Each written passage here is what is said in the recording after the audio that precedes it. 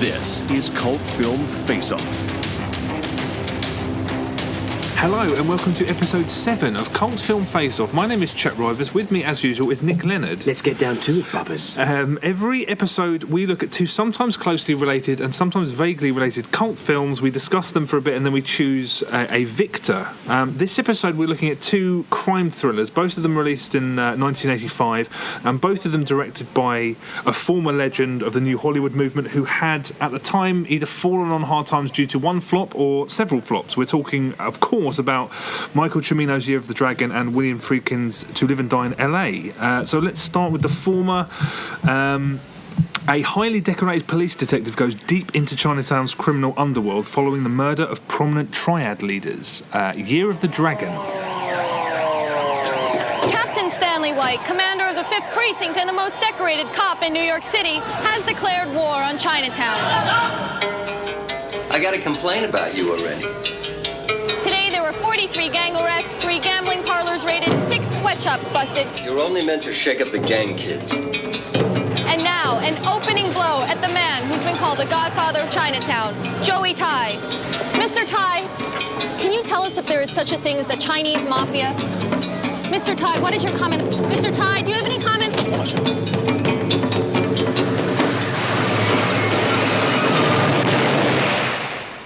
You care too much, Stanley.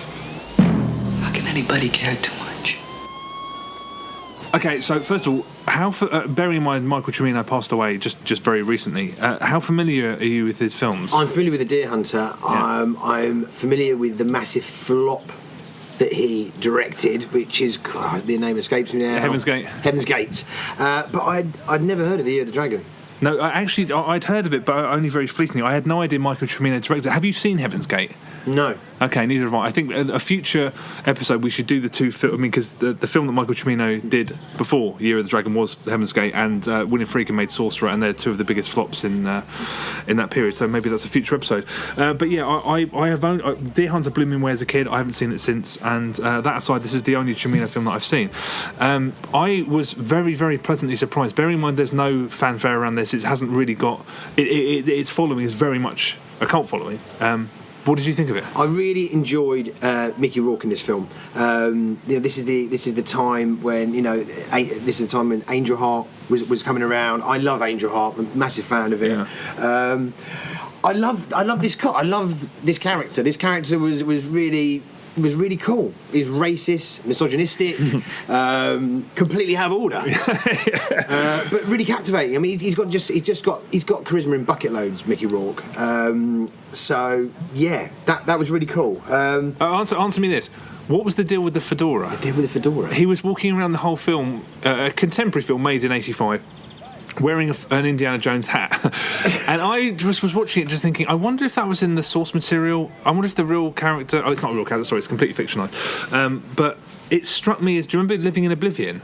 Where that actor turns up on set with an eye patch. And no, have you not? Okay, an actor turns up and he's just like, I just feel like the character would have an eye patch. And I was just like, did Mickey Rourke just turn up in that hat and say, I'm wearing this? Because he looks really stupid walking around with that hat on. The thing is, though, when he gets that hat off, you're introduced to possibly the biggest part of the film, which is his hair. Oh, that's true. So he was trying to hide his hair. That's a boofer and a half. I just thought the hat looked a bit silly. But sorry, carry on. When he rocked up with the hat, the first thing I thought about was Jack Nicholson in Chinatown. I never even thought about that. Yeah, that's a very good point. I was thinking of Indiana Jones. I was like, why is a guy the year after Temple of Doom walking around with a fedora? I just thought it looked a bit... Considering that I don't think anyone else in the film wears hats, and when he's walking around amongst all those extras, I thought it looks a little bit strange.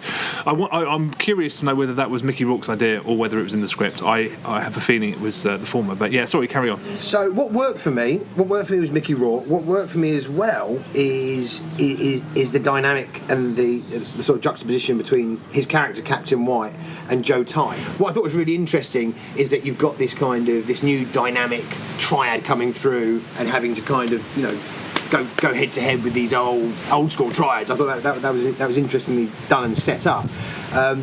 Where the film for me didn't work so much was the relationships that Mickey Rourke had with female characters in the film. Yeah, I thought it was just so melodramatic. Every scene with his wife was so melodramatic. What didn't help that as well was I thought the music was so inappropriate in those scenes. Yeah. It had this John Williams guitar, which works so well in The Deer Hunter, but just jarred massively in this film. I felt that as well, but I kind of switched off because there are so many old films you see where you just like the music doesn't work. But I think that's just a different era. I thought the music was really inappropriate as well. But yeah, I was kind of looking. I mean, I'm always hypersensitive for music in film, but I was just kind of looking through. I was kind of face palming and looking in my eyes, going, "What? God, stop that music!" You should put your hand on your ears. Instead. Oh yeah, that's where you're going wrong.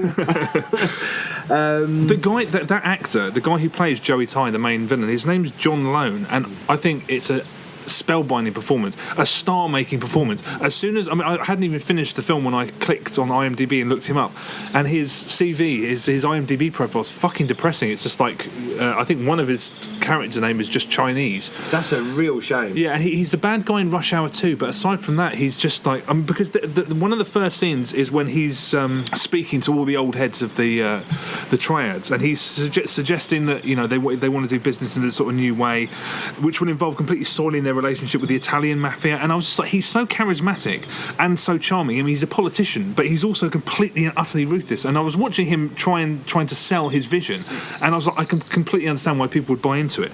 He's a brilliant politician, and I don't know, that scene, I was just like, I totally buy that character. Every time I saw him speak and just try and sort of becoming this leader, I thought it was completely brilliant, and he was a brilliant performer. I was really I mean, he got nominated for a Golden Globe, I think, but he just kind of that's a star-making role. It was just refreshing, the fact they didn't have a villain who had some cliched scar on his face or something exactly, like that. Yeah, he was good-looking and dashing, and equally as kind of handsome and effervescent as Mickey Rourke. Effervescent? Is that the right word, or is that the word? Is that a word you use for when you pop something into a drink and it dissolves? Let's look. I'm sure you can use it.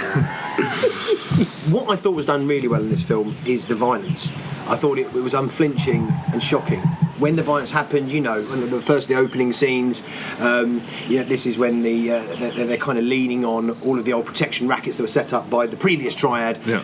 Italian-American guy comes up, they're trying to shake him down, bang, shot straight in the, gunshots are fired, done in real time, not stylish, whoa! And that happened again and again, especially, spoiler alert, the scene where Mickey Rourke's wife is offed. Yeah. I mean, that's a nasty, violent, out-of-nowhere scene, and done really well. To be honest, when that happened, I thought that because I was thinking I could do without the wife stuff. Well, I could do without the wife, full stop. Yeah, that's what I thought, and then I got to it, and it was really like, whoa! In a film where you're supposed to expect something like that to happen, when it happened, I was like, wow! I mean. And I like the fact that they didn't use the fact that she died. He didn't go off. I mean, because Mickey Rourke's character is basically Dirty Harry, and he is racist. Yeah. But I also like the fact that he wasn't. He got no. His racism was really kind of realistic. He was just really, really paranoid and verbally abusive, but he wasn't. I think what gave that gravitas is that he was a real bitter, twisted Vietnam vet, and it was kind of him taking his grievances of what happened in Vietnam out into the streets of... Yeah.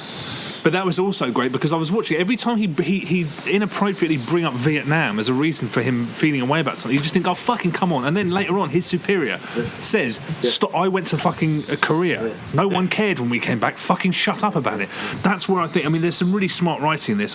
It's written by Oliver Stone and Cimino, yeah. So when Oliver Stone writes it, I mean, Oliver Stone gets a bad rap, but I thought it was going to be really xenophobic and really kind of, at the time, there were people protesting saying that it was racist. I really don't think it is, because there's all manner of characters in this, and I think that the Chinese people in it get they're much more broadly featured than you'd expect. The romance with the Chinese reporter, that felt to me again like I feel like I could have done without it, but I do think she was a terrible actress. She won a Razzie for that. Did she really? Yeah. She's a model called Ariane. Yeah, that's right. First name, no second name. Yeah.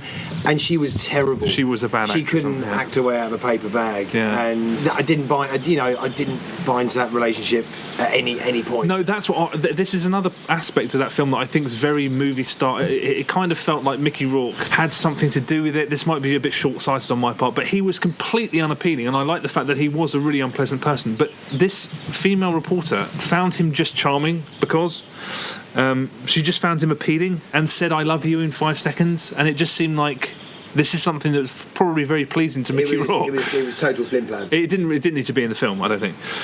When the film started, I was really worried because it has the most hackneyed 1, 2, 3 punch of any film I've ever seen, because it begins with a very wackily staged murder in a restaurant where a kid walks up to... Because and he's clearly holding something in his jacket. He whispers something and then he stabs him. You're like, okay, well, I mean, I don't know why didn't everybody in the place see that happening? And then the chief of police is immediately quizzed by a reporter saying, do you think there's a gang war in Chinatown? It's like, oh boy. And then immediately there's another murder because somebody refused to pay protection money. I was like, this is like Channel 5, 8 in the afternoon trash. But it got way more...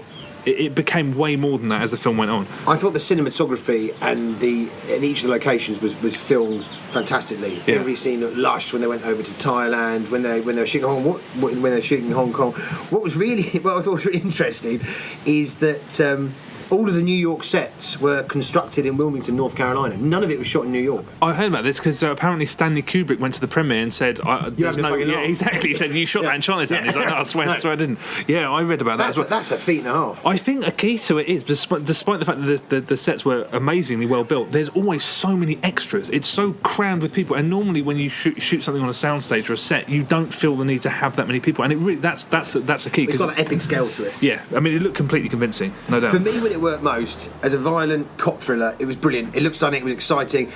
The script was really clunky as hell sometimes. Some of the dialogue was really... But these are the scenes where... The scenes that really glitched for me was, and I'm repeating myself again, but they really were, because it's such a shame, because when it really worked was when Mickey Rourke's there, he's pushing back against his fellow police officers, he's getting shit from everybody, you know, he's causing ruptures in that department. Whenever he's with any female character, it's like, hey. Yeah, I couldn't work out whether we were supposed to feel sorry for him, because he's so unpleasant most of the time, and then he's like, you know, I've got no friends, you know, I need to stay here with you. I really could have done without the final... it was such a pity, because the penultimate scene, yeah, basically Rourke goes fucking ballistic and he's chasing people down. You know, there's triad punk women that he nails and everything, and then it gears up to the final sort of chase, that final sort of kinetic sequence where he's on the bridge and they're running towards each other, and it was filmed magnificently. For me, I wish they had rolled the credits after that and not done that clunky sequence where they're having the funeral and he storms it. Again, I'm not letting this happen. And then the girl just absolutely has fallen head over heels, big pash at the end, and then it ends up just like it left a real bitter taste in my mouth. Cimino actually said that he had a final line of dialogue written by Oliver Stone that was the final, because what he says at the end is. I want to be a nice guy, I don't know how. But then apparently he said, when you spend too much time with the enemy, you end up marrying the enemy. And that sounds like the worst line of all time. And Cimino thought the film would have worked so much better if it had that line of dialogue. I was like, I think you're a little bit deluded in that case. But it's one. I'll speak about this in relation to Live and Die in LA as well. It's one of those films that's like there's so much flavour everywhere. Like there's a bit, you know, just to give it a bit of flavour. There's when they're surveilling the triads, the only people they can find who can speak Chinese are nuns. That was a really good touch. Brilliant. That was the one time that Mickey Rourke was put in his place. Was when he tries to get the older nun to eat some of his beef burger. Yeah. And she goes, I've done pretty well for 71 years on my own. I just like, burn! Red meat eater. Yeah, she's really. I mean, that's just a really great little moment. That didn't need to be there. It could have been two old cops sat there, you know.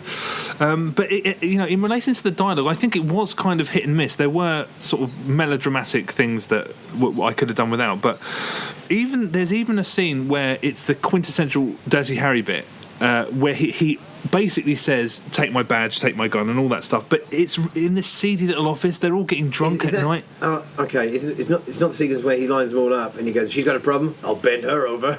Oh no! It's where he's with his superiors in an office, and it ends in a brawl. With him punching. Yeah. But I thought, as a way of taking that situation, because he was literally, it was that Dirty Harry, take my badge, take my gun, I don't give a fuck. But it was actually done. It was actually expanded to a scene that lasted 5 minutes, and it was just these guys talking to each other, and it ended in a punch up. But I thought that was a much more interesting way of doing that scene, because this guy was Dirty Harry in the film. I really like the dynamic between him and his mate / ex-war veteran from Korea. Yeah. That was good, because that really gave his character kind of context. The exchange of dialogue between those two really well. Yeah, I mean, there's really great things in this film, and I can understand why it's got if you look online, there's some people who really think that this is some kind of masterpiece. I think that's overstating it, but that is pushing it. But there's a lot to like in it. It really is. Yeah, I was very, very pleasantly surprised. It looks great. Some really, really terrific moments. Not a classic, but can totally understand the appeal. Yeah, I mean, and that reflects in how it did at the box office. So the £24 million budget, and it recouped only 18 million. So the studio were way off washing their faces on it. So it was a flop. Yeah, I think I remember reading that it really split critics right down the middle. Some people just thought it was really idiotic. Yeah. I was kind of preparing myself for a turkey and was pleasantly surprised. Yeah, it makes me want to see Heaven's Gate. Well, I really want to see Heaven's Gate. Yeah. Yeah. Okay. Well, let's move on to our second film. An adrenaline junkie Secret Service agent breaks every rule in the book in the hunt for a master counterfeiter who moonlights as an artist to live and die in LA. I'm gonna bag Rick Masters. We got a chance to make him on a hand-to-hand buy. You can't come up with the front money. You're not for real. You're not the first agents to get next to Masters. You're not wired, are you?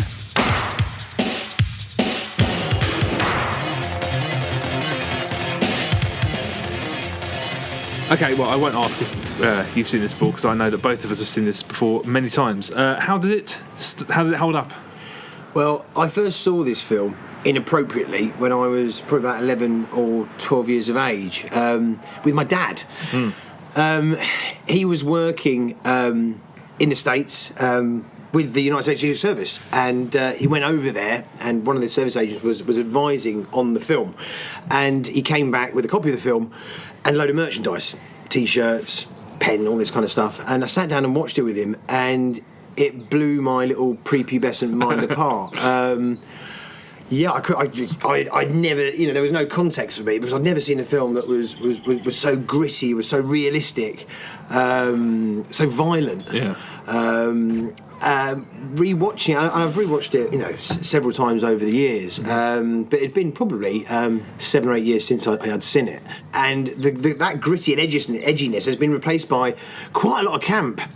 Oh, you really think? There's certain bits, yeah. There's certain elements of it. Yeah, there's certain elements of it that are a little bit campy. It was very, very much of its time. Yeah. But how realistic that film is, and how much detail they put into the actual mechanics of how they were manufacturing the counterfeit currency. Yeah. It's done amazingly. The devil is in the detail, and Friedkin has delivered that to a huge degree. It's such a well put together scene. That's one of my favourite stretches in any film. I think you spend about 5 minutes watching Rick Masters, played by William Dafoe, counterfeiting this money. You don't know exactly what's going on, but it is completely and utterly gripping, because it feels completely authentic. You can tell that it's authentic. And then there's that anecdote that Friedkin told about how they had a counterfeiter there watching them do it all, telling them what was right and what was wrong, and then after the film wrapped, some of that counterfeit money that they made for the film got out into the world and was being passed off as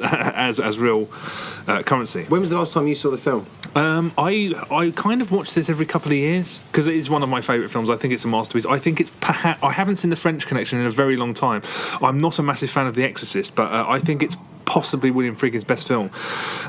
Again, I was completely and utterly captivated. One thing that's kind of surprised me for the first time, I think, because we're looking at these films in slightly more analytical depth than maybe we did when we were watching them just for entertainment. William Peterson's character, the hero, is such a fucking shithead. I mean, it's very, very comparable to Year of the Dragon in that it's kind of nice to see 70s directors still making 70s films in the 80s, because that could explain why neither of these films did particularly well. But he's just this macho adrenaline junkie, completely dishonest. He steals from a crime scene at one point. He's a complete bastard to the woman in his life. Well, he treats his informant with complete contempt. Yeah, he's really nasty. He's really nasty to her. Yeah, yeah, exactly. And then there's a pivotal scene where he tries to get John Turturro released from prison, who's in prison, and he basically has a temper tantrum. And I was looking at it thinking, this is based on a fictionalized The guy who wrote it, wasn't he like in the Secret Service? Yeah. Yeah. Have you read that book? No, I haven't. I do want to read that book because I'd be surprised if somebody who was essentially still on the payroll would create a... I mean, it is fictionalised, so I suppose he had license to, but he's such an unlikable character, and he's a gambler, and he's a drunk, and I thought I'd always kind of watch this and just accepting that he's the hero, and you just think he's... In many ways, he's a far more hard-to-like person than the villain. That's interesting. Did you not find that? No, I always find this is really interesting doing this, is comparing how my views of it when I was younger to when I'm older. And as a kid, you root for him, his partner gets... Yeah, and his partner gets taken out in cold blood, and you root for him. He's good looking. He's almost got this kind of Steve McQueen-esque kind of... But watching it again, he's kind of got this, cock of the walk kind exactly. of, He's on screen. He's on screen for about... It opens with him doing what's basically a bungee jump, and loads of people bet on... I don't know what they're betting on. Are they betting that he's going to survive it? It's weird. He does a bungee jump, and then he walks into the bar, and all his police... It's quite cleverly done, because you don't see that the cord is kind of it's hidden underneath his jeans, so you're kind of like, what the fuck's he doing? Yeah. Which is just done quite cleverly. But it's so weird because they're gambling on it, and like, what's the bet? That he dies? He doesn't do it. I don't. But he walks into that bar, and he's just like, immediately I was like, I don't like that guy one bit. With regards to it being a book as well, that one of the first things that happens. Is you see Willem Dafoe, who's the counterfeiter and also a painter, you see him burn one of his own paintings on the wall, and that's a recurring thing. You hear about people seeing him burn his own paintings, and when I was a kid, I just thought that was kind of nonsensical. Watching it now, I was like, that's going to leave a horrendous stain on that wall. Why would you... I mean, if you're going to burn it, do it somewhere else, not on the side of a plush house. And I did think, I wonder if that was a device concocted for the film to show how much of a fucking relentless... Also that his sort of narcissistic tendencies, didn't it? Because they were saying that, his pieces, towards the end of the film, they said, his piece is going to be worth a lot of money. But this is the whole thing, isn't it?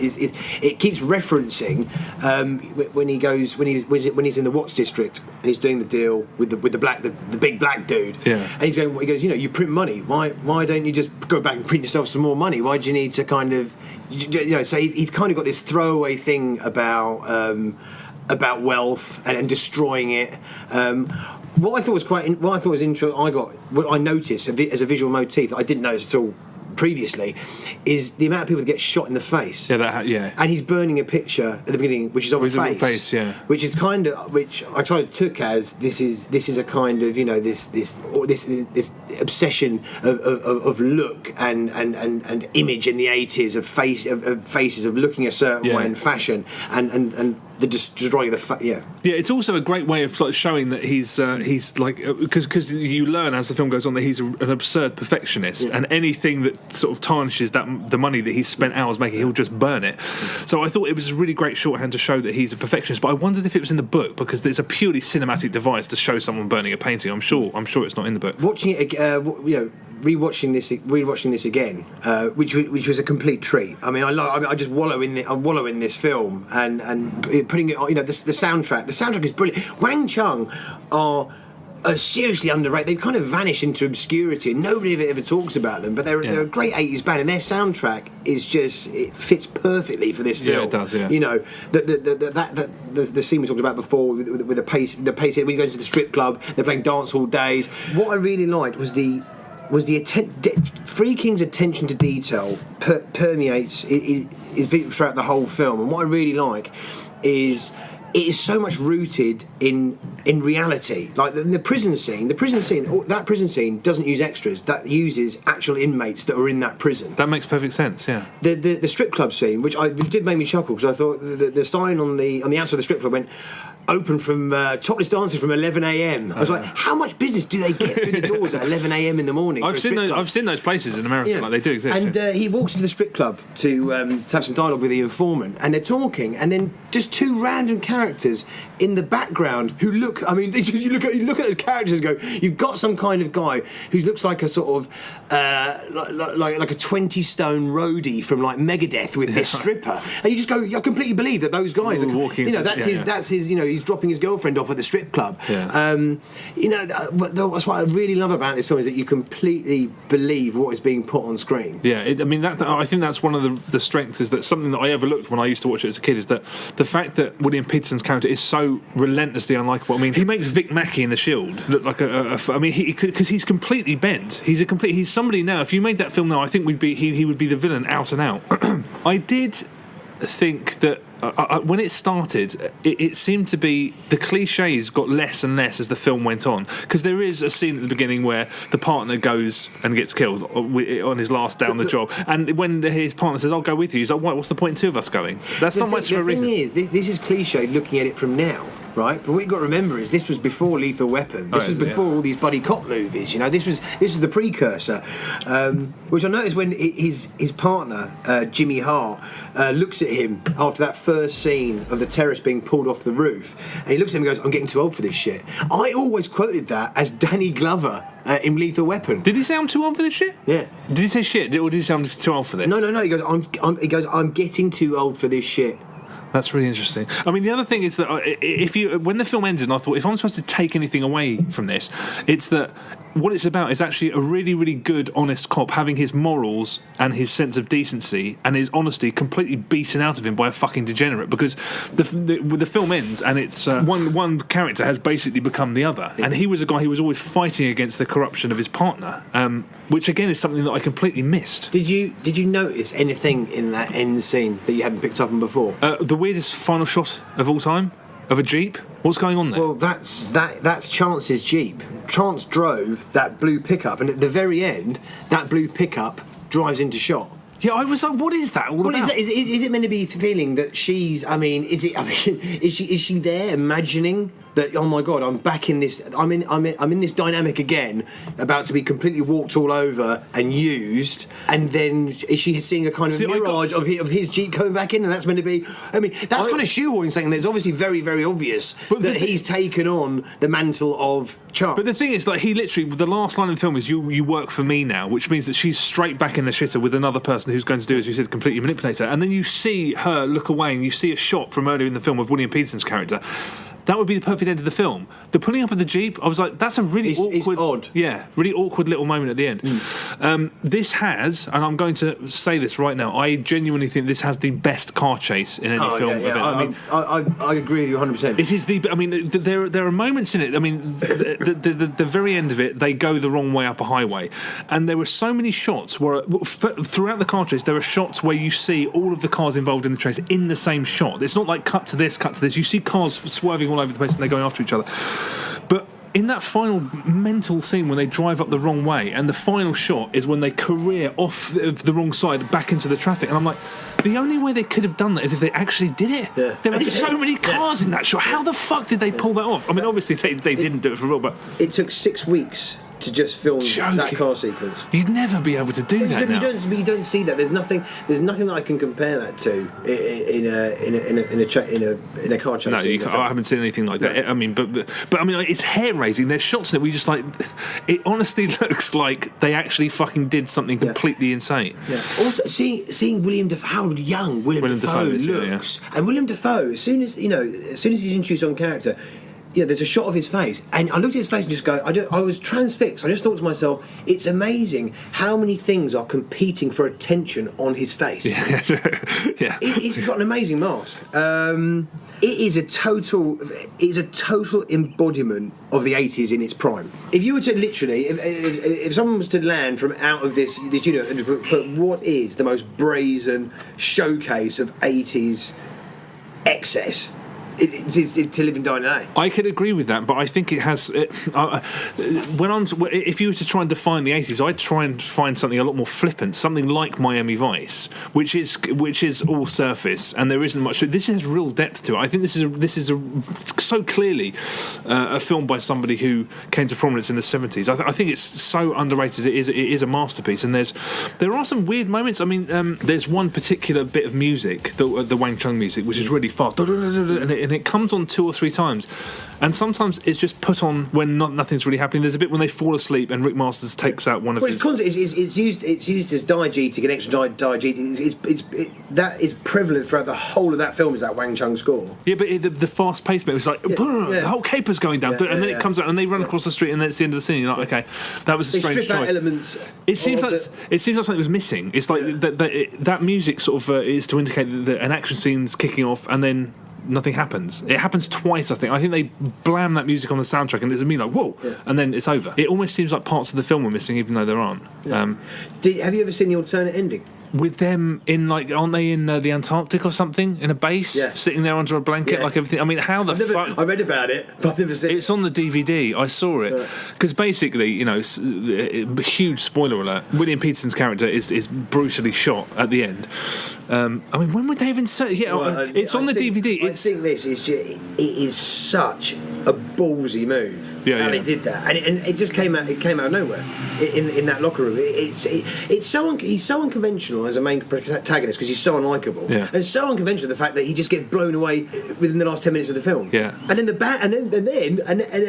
another string to that is that the baddie's girlfriend then gets in the car and drives off with the lesbian love interest. I'm just there going, see, yes! That's where it's really 80s. And also the final showdown in the burning building where Willem Dafoe's just sat cross-legged. I mean, that's pure 80s. That's 80s nonsense. But this is it, is that it's got the heft of, you know, the narrative is so tight.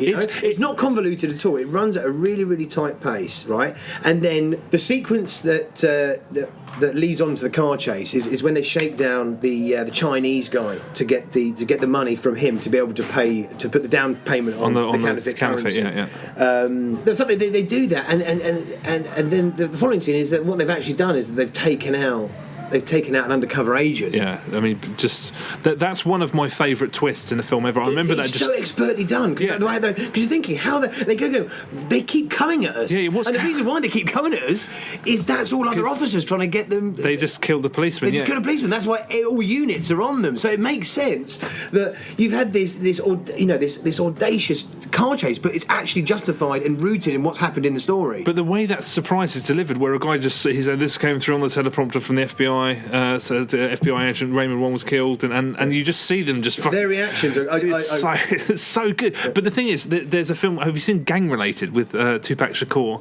and James Belushi? A very long time ago. It's not a terrible film, but it is certainly not a great film. But the whole plot of that is that scene, and I've seen that throughout films. They look at this amazing, and I'm just like It's just another little twist, and then they move on. And also, you know, I mentioned in when we were talking about Year of the Dragon about just little bits of flavour. After that happens, and they're arguing in the stairwell about the fact that they've just killed, you know, his partner's freaking out. The chief of police walks in. He's got a little lackey, and he's like decorating. He's like, oh, we need to put an ashtray here. They're always stealing my ashtray. It's just a funny little bit of business when they're in the police station. What did you? Okay, but did you to follow on from that? With all of this, I mean, the reoccurring theme in this film is that the devil is in the detail, and Friedkin puts these little personality touches of you being completely embedded in this world. It's after that massive car chase, they finally got away, and it's kind of almost like the sun's going down, and you've got three black guys who walk into camera with a boombox. Oh, that's and they're right. being like dub. Oh, that's right. Like it's absolutely that probably could happen. Yeah, right. It wasn't. You know, it draws away from that scene, and I just was laughing to myself, just going like, this is brilliant. Yeah, but the thing is, for all the little sort of the minutiae of everything being real and being realistic, it's also a really, really interesting crime procedural, because it's fun. I think both of these films that we're talking about are way more interested in the criminal element than they are in the police. I mean, in Year of the Dragon, it's the police response is sort of brutal, and it's very, very simplistic. But for this film, you know, it's about this Rick Masters character, this counterfeiter. You know, it goes on to show, it goes to show how he has to sniff out a snitch, and then how he has to deal with a contact who can't handle prison, and he has to take care of him, and how thorough he is about the people that he does business with. It's about, you know, that's why it's so believable throughout, because you totally believe in that character, how relentlessly devoted to his business. Well, and this is, I mean, the thing about him is being an absolute purveyor of his art, and his art, whether that's being the painting or what he's an expert counterfeiter. It is the exchanges of dialogue when Chance and Vocic are going undercover, and they're in the gym together, and he's there going, guys, I've gone to this gym for the last 4 years, 3 or 4 times a week. If you want to find me, you just come and get me. Yeah. His henchman is possibly one of the nastiest pieces of work I've ever seen in a film. Yeah. He just exudes and just believable. Yeah, but you believe that is his nasty fucking, tobacco spitting henchman. He's also threatening because when he tries to frisk William Peterson, he says, "Hey, boy," he shoves him, and you see William Peterson, who's not a small guy, get flung against the wall. Like you just think that guy could rip those two in half. So totally believable. But also when they are undercover as those two fake, they say they have a business in the Cayman Islands, fake bankers or whatever. In something that in other films would have been milked. There's a tiny little exchange when they said, "How's the weather over there?" One of them says, "Oh, really nice," and immediately another says, "Oh, we've been here the first few days," and you're just like, immediately that would be a fuck up, but they just let it go.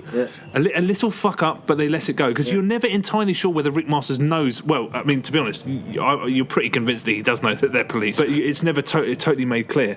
But it's just another little bit of flavour in a film that's just. I mean, I think it's fucking tremendous, really. But again, the cliches filter out when he goes to his house. Again, this is something. But I think they're only cliches now. Looking back on it, if you saw that at the time, that was an edgy, uncompromising. I suppose so. I was literally just about to liken it to Lethal Weapon because he has that beach house, and you just think, oh, that's fucking movie stuff. Yeah, that's true. Yeah. Before all of these tropes were getting milked. Yeah. This was on the block first. Yeah, true. The year this came out, I had a look. So, what films came out this year? What a fucking year for movies! Back to the Future, Day of the Dead, Rocky IV, Weird Science. Well, oh yeah, because Back to the Future was technically 85, wasn't it, rather than 84? I always think it was 84. Yeah. Weird Science being the cream of the crop. You're right. You're absolutely right. You two donkey dicks couldn't get laid no more. Do I need to watch that movie? I don't know. Yes, you do. No, have you never seen Weird Science? When I was like 6, 7. Maybe it's one of my guilty pleasures. Okay, all right. I've got a lot of time for John Hughes, so maybe I'll go back. But this film, I mean, there's very little to fault. I mean, you could say it's aged. I mean, obviously it has. I don't know what you're smoking if you think the Wang Chung soundtrack isn't absolutely perfect. It's a great soundtrack. It really is a great soundtrack. Yeah. And also this, great piece of dialogue. I mean, one of the pieces of dialogue that really made me crack up. You want bread? Go fuck a baker. Yeah, I mean, I don't really know what else to say. It's if you haven't seen this film, I cannot stress enough. Yeah, I couldn't urge you more. If you're listening to this, you've never seen To Live and Die in LA. Do yourself a massive favour. Aside from the fact that we just fucking spoiled everything in it. Yeah. Sorry about that. Yeah, okay. You have blundered if you have not seen that film. Hopefully you have and you enjoy it as much as we do. That wraps up another episode. Thank you so much for listening. If you like this, please follow us on MySpace, Grindr, Chatroulette, iTunes, SoundCloud, Facebook, and we are massively open. We'd love to hear suggestions of films that you'd like us to see. Yeah. Cultfilmfaceoff @gmail.com on email and CFFO on Twitter. I think it's or Cultfilmfaceoff on Twitter, but you can find it via CFFO. And check out YouTube, there's some stuff on there. But thank you very much for listening. We'll see you next time. Ladies.